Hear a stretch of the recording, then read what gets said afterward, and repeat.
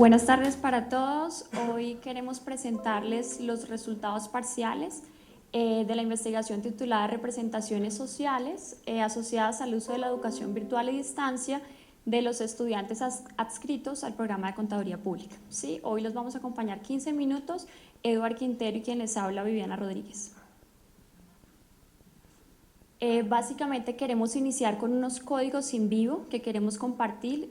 Consideramos que fueron realmente importantes para este inicio de la investigación y son básicamente dados por estudiantes que hicieron parte de la muestra de nuestra investigación. Daisy, de 30 años, por ejemplo, nos dijo: hay algo creado para nosotras las mamás que quizás pues, por cuestiones de la vida uno no hizo las cosas al derecho, pero tiene la opción de arreglarlas. William, de 30 años, nos dijo: yo he ido 2 veces a Cartagena, mis papás no conocen el mar. Entonces mi papá, la vez pasada que yo iba para Cartagena, me dijo: ay mijito o ay papito, pues ojalá la pase bien, yo sé que algún día nos va a llevar a conocer el mar. Entonces yo también quiero eso, para eso necesito prepararme. Yo me imaginaba qué futuro le iba a dar a mi hija, qué ejemplo le iba a dar y qué le iba a ofrecer y qué le iba a dejar a mi hija cuando yo no estuviera. No hablo económicamente o qué bienes le iba a dejar, sino qué legado iba a dejar yo en ella, qué iba ella a pensar de mí, nos dijo Elkin, de 22 años. Y por último, nos dijo Lina, de 34 años, lo que pasa es que cuando tú estudias presencial, la responsabilidad es más hacia la universidad, porque la universidad tiene que sacar un profesional, mientras que en mi posición es que yo tengo que sacar un profesional con lo que me da la universidad. Muy bien, la justificación de la investigación es la siguiente. Arieto dice que la educación a distancia cumple 4 roles importantes. El primero tiene que ver con la reducción de la brecha de inequidad social. La segunda, brindar las posibilidades a la comunidad discapacitada para acceder a la educación superior. Tercero, acceso a oportunidades para las personas que tienen bajos recursos. Y por último, capacitar a personas en lugares remotos. Uniminuto virtual a distancia, dentro de la distancia o modalidad distancia tradicional, participa con el 28%. El programa de Contaduría Pública a distancia en Colombia participa con el 32%, estoy hablando de Uniminuto dentro de Contaduría Pública a distancia en Colombia, y la modalidad de distancia dentro del sistema Uniminuto participa con el 68%, con 109.000 estudiantes a la fecha. Y nosotros, como Contaduría Pública dentro de la modalidad distancia en Uniminuto, participamos con el 9%, con 8.100 estudiantes. Por eso creemos que es importante identificar cuál es la historia que hay detrás de estos 8.100 estudiantes. ¿Sí? De pronto la profe Diana no lo mencionó, por eso iniciamos con los códigos en vivos. Esta es una metodología cualitativa que ya vamos a mencionar próximamente cuál es la construcción de este ejercicio. Básicamente aquí tenemos un mapeo del diseño de nuestra investigación, cuál fue el problema de investigación que nos planteamos, cuáles son las representaciones sociales asociadas al consumo de educación virtual y distancia del programa de Contaduría Pública que ya mencionamos. Sí, si nos preguntamos dónde, pues básicamente lo hicimos en las aulas con estudiantes de la universidad.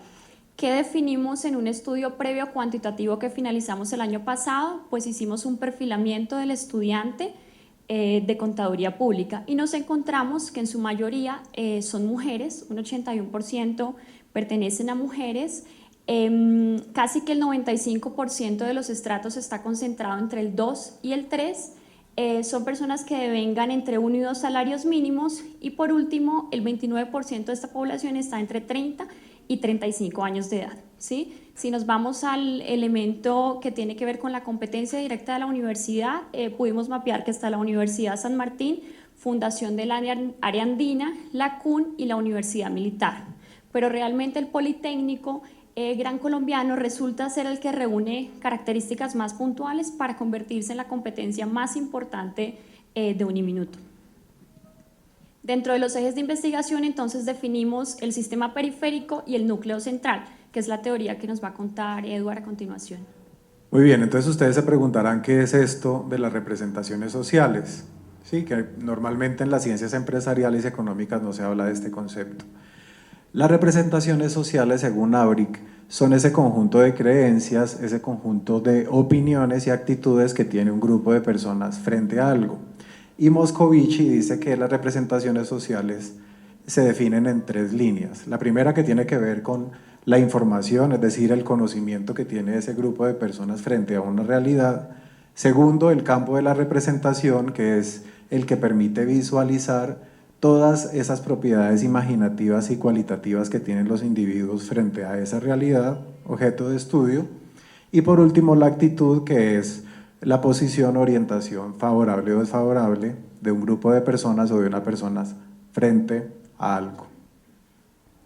Entonces Abric dice que la representación social está dada por 2 temas importantes, uno que tiene que ver con el núcleo central y otro el sistema periférico. Un ejemplo para entenderlo más fácilmente: si nosotros vivimos en Bogotá, generalmente en el desayuno, en las medias 9 por la noche, siempre nos comemos un pancito, generalmente. Qué rico un pancito con un café. Pero si nos vamos para Antioquia, allá ¿qué se come? Arepita. Entonces, el núcleo central es: todos necesitamos desayunar, comer una medias 9, comer algo en la noche. Y el sistema periférico es funcional, es decir, se ajusta de acuerdo a la realidad o el entorno en el que estamos. Entonces, si como mucho pan en Bogotá y voy a Antioquia, pues posiblemente ajusto mi sistema periférico para comer un poco más de arepa que lo normal. Más o menos es eso. Entonces, lo que queremos es identificar cuál es el núcleo central de nuestros estudiantes y el sistema periférico. Vamos adelante. Vamos a avanzar porque no creo que nos dé el tiempo para revisar. Seguimos. Básicamente en la investigación nos planteamos 8 ejes de investigación claves, ¿sí?, que vamos a ver a lo largo de los resultados. Como primer eje de investigación encontramos la superación y autorrealización personal, que tiene mucho que ver con los procesos internos que lleva a cabo un estudiante para mejorar su calidad de vida, ¿sí? Así fue definido. Si hablamos de los influenciadores en la decisión de estudiar, van a ser todas las personas que están dentro del entorno de ese estudiante, ¿sí?, y que lo van a llevar a tomar la decisión de ingresar a la universidad o matricularse. Si nos detenemos en el tercer eje de indagación, tenemos la religión como estilo de vida. Para nosotros desde el principio fue muy importante entender si la religión realmente iba a ser importante en esa decisión de matricularse, y más adelante les vamos a mostrar por qué identificamos que sí. Básicamente muchos de los que se matriculan están alineados con toda esta concesión y con toda esta ideología católica de alguna forma. El cuarto eje de indagación tiene que ver con el compromiso y la autodisciplina, que hace referencia a todo el tiempo que invierte un estudiante, ¿sí?, en la metodología. Si hablamos de los drivers, en la metodología de aprendizaje, que es el sexto eje de indagación, básicamente van a ser todos los beneficios que recibe el estudiante VD, ¿sí?, que tiene que ver con las posibilidades de acceder a una matrícula baja, tener libros gratuitos, sí, acceder en forma sincrónica o sincrónica, dependiendo de la metodología. Cuando hablamos del séptimo eje de indagación, tenemos las dificultades que tiene el estudiante en el proceso académico, y es como estudiante preguntarme: ¿será que sí tengo o no tengo las habilidades ofimáticas? ¿Va a ser fácil para mí acceder o no? Y por último tenemos las creencias asociadas a la educación virtual, que tienen que ver con todos esos mitos alrededor de la metodología, y es: ¿será de calidad o no? ¿Realmente voy a tener las mismas habilidades que desarrolla un estudiante en metodología presencial? Entonces, la pregunta de investigación la mencionamos al inicio, y es: ¿cuáles son las representaciones sociales que tienen los estudiantes pues, en la modalidad? Si quieres pasamos al siguiente. Como objetivo general nos planteamos conocer el núcleo central y el sistema periférico, que es la metodología que ya nos ha explicado detalladamente Eduard, y nos planteamos 2 objetivos específicos. El primero va a ser identificar ese núcleo central y posteriormente hablar del sistema periférico.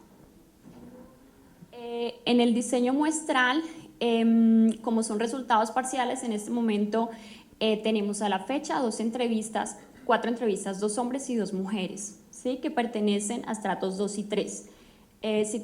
Ahí. Hicimos entrevistas a profundidad, básicamente hicimos un análisis del discurso, utilizamos el software Atlas T para realizar este análisis del discurso, y por último hicimos una categorización en 3 niveles que tiene que ver con un nivel abierto, un nivel axial y un nivel selectivo. Muy bien. El instrumento de medición, como ya lo dijo la profesora Viviana, fue una entrevista en profundidad estructurada. La primera parte de introducción y calentamiento, la segunda parte tenía que ver con preguntas asociadas al entorno de la educación virtual y a distancia, luego el uso de la educación virtual a distancia como un elemento diferenciador, las oportunidades que tiene el estudiante de Contaduría Pública de Uniminuto Virtual a distancia y por último los criterios de decisión. Las redes semánticas que analizamos fueron 50 códigos abiertos, 4 códigos en vivos que acuden a los verbatims o frases dadas por los estudiantes en el momento de hacer la entrevista, 8 códigos axiales que acuden a los ejes de indagación que ya habíamos visto anteriormente y por último una gran familia o un código selectivo que es la representación social. Seguimos. Los resultados. ¿Sí? Entonces, para las personas que no se familiarizan o no están familiarizadas con la investigación cualitativa, nosotros acudimos a unos software que pueden ser InVivo o Atlas T para hacer el análisis del discurso. Cuando hacemos el análisis del discurso, lo que queremos es identificar los verbatims o frases mencionadas por los estudiantes o el target group que participa en la investigación y con esto construimos unas redes semánticas. Las redes semánticas permiten que las palabras se vuelvan números y con los números poder tomar decisiones en un grupo de personas que comparten una misma cultura y una misma realidad. Entonces vamos a mostrar los códigos axiales. Los códigos axiales, el primero es, el código axial es el que está arriba, que reúne los códigos abiertos. Y los códigos abiertos se alimentan de las palabras, frases, menciones dadas durante la entrevista.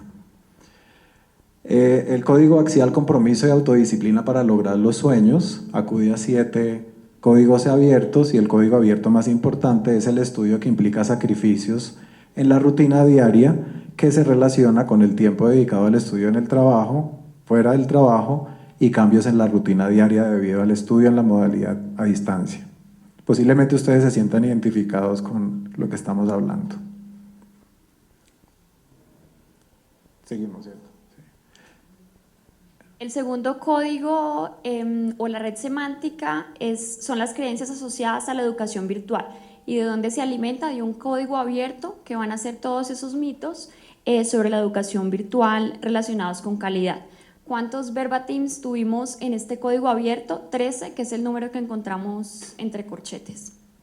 El tercer código axial son dificultades en el proceso académico que tiene que ver con las barreras que surgen durante el proceso.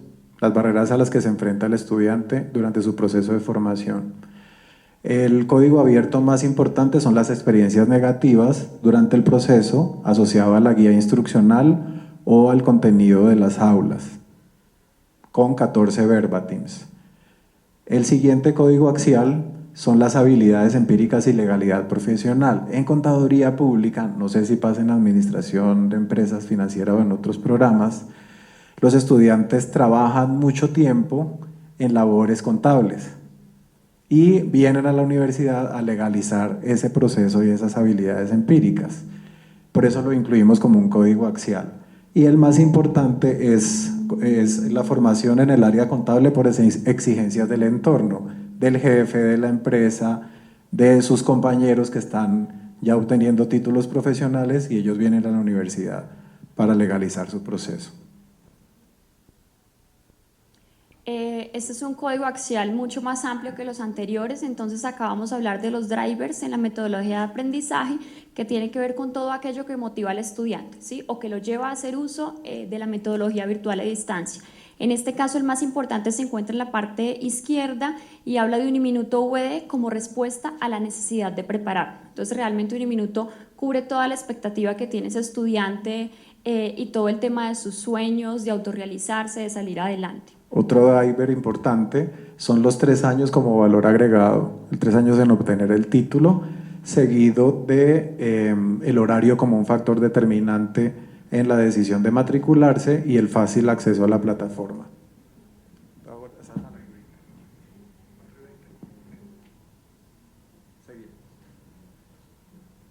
Los influenciadores en este caso son los familiares como influenciadores para tomar la decisión. Habíamos tenido en cuenta a los superiores, a algunos conocidos, pero realmente lo que marca la pauta aquí son los familiares como ese impulso para tomar la decisión de matricularse. La religión como estilo de vida, Viviana lo había dicho, lo incluimos más que religión católica, es el hecho de Uniminuto como ese ente sano y de respeto para acudir a una educación superior. Efectivamente marca como el código abierto más importante, como es un motor de vida para tomar la decisión. Seguimos. Luego tenemos el tema de superación y autorrealización personal. En este caso el código abierto más importante fue el deseo de superación personal, con 26 menciones o 26 verbatims seguidos de la intención de continuar estudiando. Entonces nos encontramos algo particular en estas entrevistas que realizamos, y es que normalmente nos contaban: ya habíamos iniciado un proceso, ya habíamos intentado iniciar la carrera, pero por cualquier motivo y razón tuvimos que suspenderlo, ¿sí? Entonces nos encontramos con muchos estudiantes que están retomando sus estudios. Y esto es un resumen de lo que acabamos de ver. Tenemos el código selectivo, que es la representación social, y todos los códigos abiertos, axiales, perdón, que ya habíamos visto, siendo los drivers en la metodología a distancia el más importante. Para concluir, entonces esta es la representación social de nuestros estudiantes en el programa de Contaduría Pública. El núcleo central, que es esa norma que es difícil de modificar, son los drivers en la metodología, es decir, los conductores para tomar la decisión, el compromiso de autodisciplina para lograr sus sueños, la religión como un estilo de vida y la superación y autorrealización personal. El sistema periférico. El sistema periférico, que está por fuera del circo azul, nos habla de las creencias asociadas a la educación virtual, las habilidades empíricas, la dificultad en el proceso académico y los influenciadores en la decisión de estudiar. Gracias. Profesor Eduardo, muy amable. Profesora. Listo. Tenemos preguntas por parte del par evaluador. Gracias. Pues interesante. Veo que es como lo contrario de lo que también vengo trabajando, que a mí es la deserción de por qué se van, y ustedes tienen lo contrario de que por qué se quedan. ¿Esos 4 son en qué semestre están? ¿Iniciando, en la mitad o finalizando? Están en quinto, sexto y séptimo periodo. Sí, porque digamos que ellos ya saben para dónde van, que el caso de nosotros es de que hasta ahora están iniciando y ya tienen otras deficiencias. Pues no, me parece un buen tema, está relacionado junto con el objetivo, pues no sé, está muy bien. Gracias a los autores de su ponencia. Bueno, en este auditorio, en el B205, damos por finalizado el encuentro de investigación.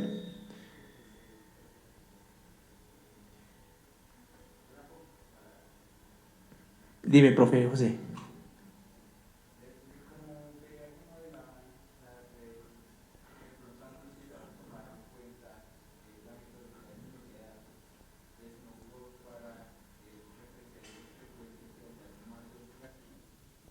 No la hemos tenido en cuenta. Por ahora estamos haciendo el análisis de las entrevistas, son 55, vamos con 4 y el proceso es bien complejo.